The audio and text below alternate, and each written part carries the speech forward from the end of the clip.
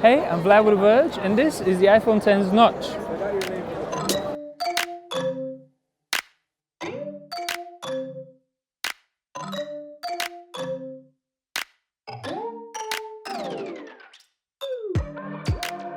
So this right here is the Zenfone 5, the brand new flagship smartphone that Asus has just announced, and as I say, it has the iPhone X's notch.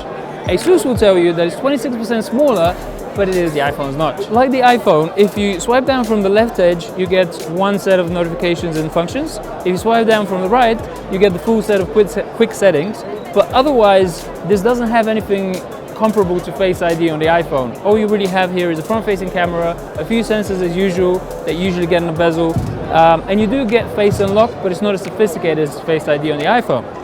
Aside from the notch at the top, you do also get a bit of a bezel at the bottom, unlike the iPhone.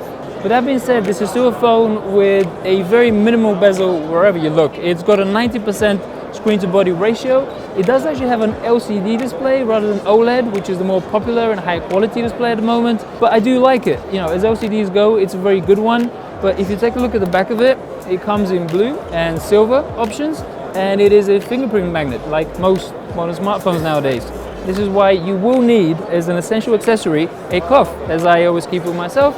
You can tidy it up nice and clean, and then I can show you the new dual camera on the back. Now, Asus is doing something with this where they bundled a whole bunch of so-called AI features. I don't know how much it really lives up to the quote of being AI and being intelligent, but the highlight with this camera, for me, is that it has 1.4 micron pixels on the inside, 12 megapixel sensor.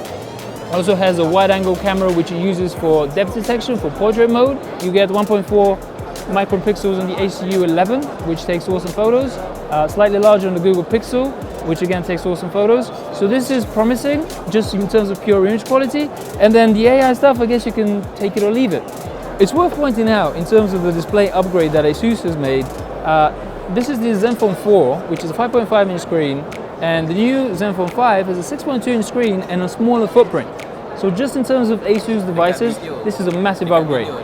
This is a Full HD Plus display. It's got a 19:9 ratio, which means it's 2000 something times 1080 pixels in terms of resolution. So in terms of the basic specs, what you get here is Qualcomm Snapdragon 636. So it's not the flagship tier processor. But that being said, there's also a Zenfone 5Z, which has a Snapdragon 845, and that's going to be priced at $499, which is quite affordable. And going back to the iPhone comparison, it's half the price of an iPhone X.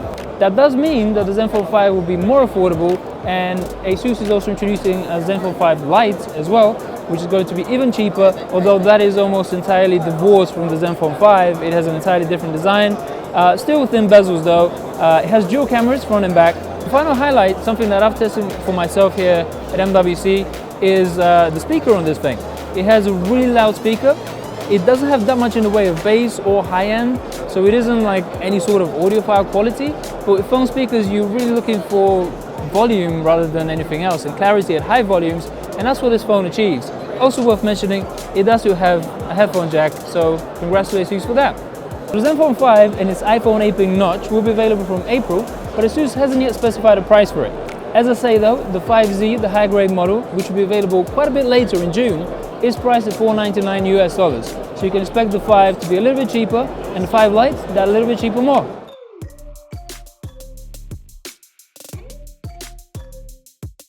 Get a bigger bezel at the bottom than the iPhone.